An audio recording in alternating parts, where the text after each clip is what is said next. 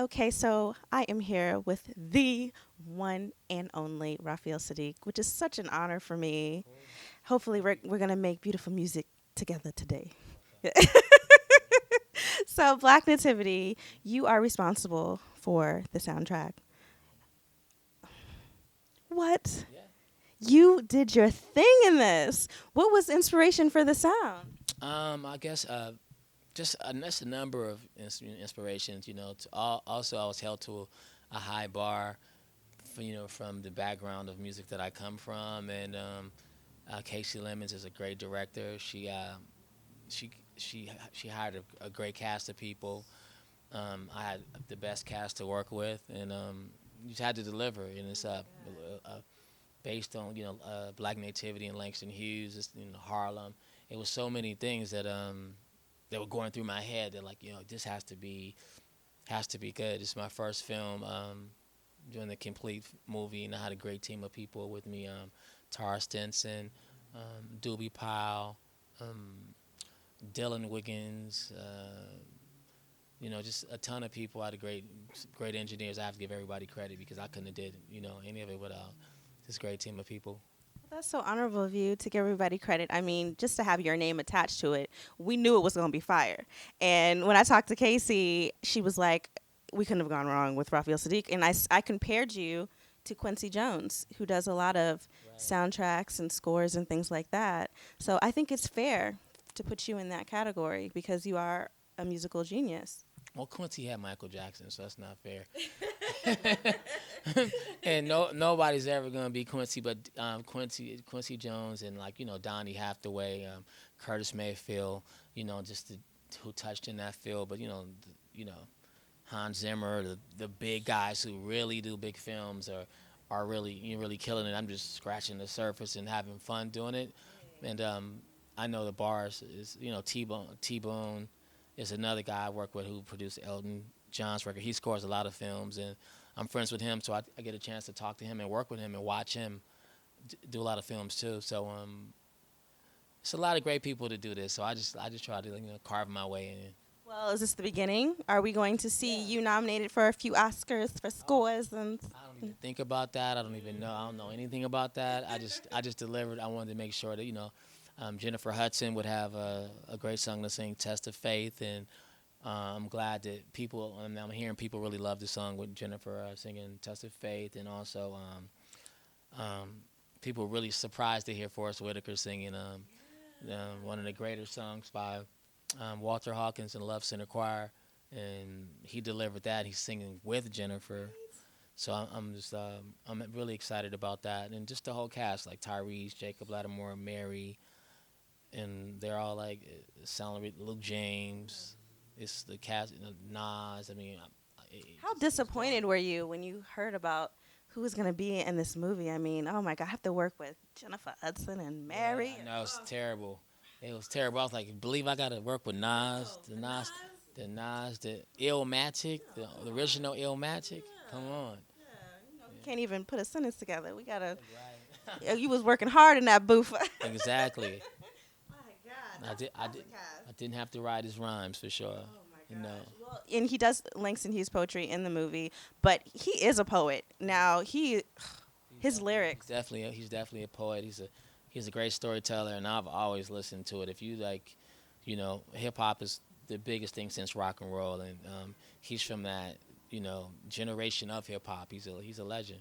Absolutely. And you are a legend. Let's talk a little bit about you Okay. and your music. Now, we've all grown up with you and your music. You still look like a baby, my God. But we've grown up with you listening to your music and your different groups and your solo projects. And you've crossed over, and everybody loves you and adores you. So tell me a little bit about what's your inspiration when you're setting up yourself to do an album? What brings you inspiration? I think my inspiration is just really just being consistent. Really, I just look at it like that. Like I really love music, and I know what I like, and I like to cook what I like to eat, and it's been working for me, and that's what I do. I don't look at anything no different from that. I just try to show up when people want me to show up, and I love music. I love connecting like great musicians with great projects, and and making the music match, my lifestyle. And that's really my music is really my lifestyle. It's how I live, and it's been fun. It's fun that it's connecting and people are getting it. And sometimes people go like, "Why you not known?" People sleep on you. I'm like, I never felt like I was slept on. I felt like I always felt like I'm doing what I'm supposed to be doing. Exactly. Well, that's one thing that I love about you. One on my platform is learning to love yourself, and we all go through that stage, and many of us are still in that stage where we're trying to figure out how to love ourselves. And you've always been such an individual. You are never afraid to be yourself, be true to yourself, be eclectic. Did you ever receive, whether you were growing up or even as an adult, criticism or backlash for being an individual? And if so, how do you overcome that? Yeah, I've heard a lot of it. Uh, mainly from like you started off when you're younger and you're dressing crazy, doing different things. You hear people say different things, but it never bothered me. Because I didn't know I was doing anything different. Plus, I had a lot of people to learn from, and that's what they did. That's what they say. If you want to be like the great ones, you got to do what the great ones do. You can't listen to amateurs. I just never listen to amateurs. Who were some of the great ones that you were looking up to? Al Green, uh, Neil Young he's a person to me that was with Crosby, Stills and Nash and did his own thing. He was Canadian. He sort of came to the States and he hung out with Rick James in Canada and did his own thing. Like Rick James. Who else? I would say Otis Redding. There's a ton of them. You bringing back the soul. You just make me want to say, I'm so in love You with can you. hear Al Green all over the world. No matter where I travel to, all over the world, that record comes on. You could be in the middle of Athens in Greece, and Al Green just pops on. Right? And Oh, and it does something that just warms your soul. that's right. That's what your music does. It warms our That's soul. right, all the time. Yes. And it makes us want to dance, and it makes you want to cry. It makes you want to get married and have an anniversary. Yeah. I just wanted to be in a relationship just to have They one. didn't do that for me. I didn't get married yet. I'm not married yet. What? Yeah, but maybe I made so. I guess it's like what you say when you like cook your own food. Everybody ends up eating it, and you never get a chance to eat because that's what's happening. I'm not saying I'm not gonna get married. I'm just saying just haven't happened yet because I'm probably getting everybody else married and having kids because I'm so busy cooking it up for everybody else. That's probably it. Well, I'm going to help you out. What song do I need to write you to help you find the one? That's got to be your process. You have to figure that out because Okay. I didn't come to you and say what should I write for you. Oh, okay. You have to work that out, and then it's Okay. got to hit me from the left side. Then when it hit me, then I'll call you and let you know you did it. Okay. Well, I'm on. I'll come interview you. You gonna come interview me? Okay. I'm gonna leave here, and I'm calling Al Green, and we're gonna write a song, and we're gonna play it everywhere you go. And then when you meet that one, you're gonna be like, "Girl, I met you," and that I'll listen to song that song. that That's right. Cherise and Al Green wrote. That's how it works. That's how I got to go. Well, so what are you looking for in your lady love? Oh, whoa.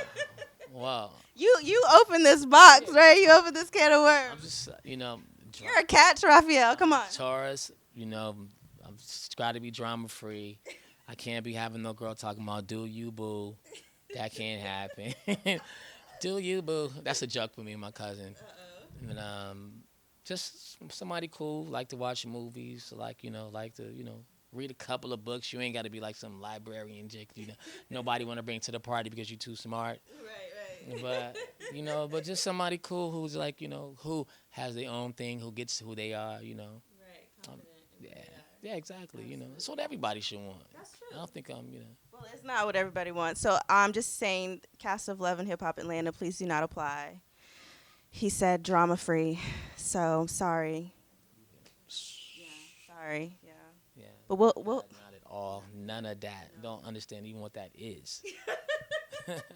well, we're gonna find you the right lady because she's watching this right now, and I'm trying to tell you, lady, that he is a remarkable man, and just being next to him, I just feel smarter and happier and soulful and joyful. Wow. Yes. I do all those things. Do all those Wow. things. He's cooking up something good for us, ladies. Do you cook? Yes, I do cook. And he cooks. Yeah. Yeah. What? Let me see if I'm single. Hold on. Maybe y'all don't need. Trouble. Do not get in trouble. You are a mess. You are a mess. So we are so excited to see Black Nativity. I think it's going to be a classic, something that people are going to watch in their homes for many, many years to come. What did you grow up on? What holiday movies did you grow up on? Whoa. I grew up on Charlie Brown, actually. Yeah, Charlie Brown, Frosty the Snowman. Just that every time that week happened, I don't know when I stopped. At some point, I was just like, okay, I'm not watching it. But I think what other? I don't know. I just There's like Miracle on 34th. The Preacher's Wife is like one of the more modern ones with I think when I Angela started Bassett. buying gifts. I Husband. gave up Christmas for a little bit. Like Christmas movies, I was like, when my nephews started getting old enough, like over 14, I was like, you're on your own, champ.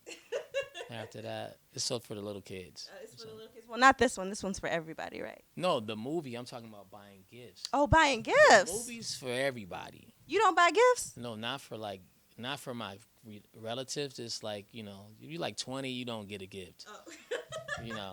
For the kids, like my little nieces and stuff, they get gifts. But their mothers, like, no, it's not. Don't even play. It's not happening.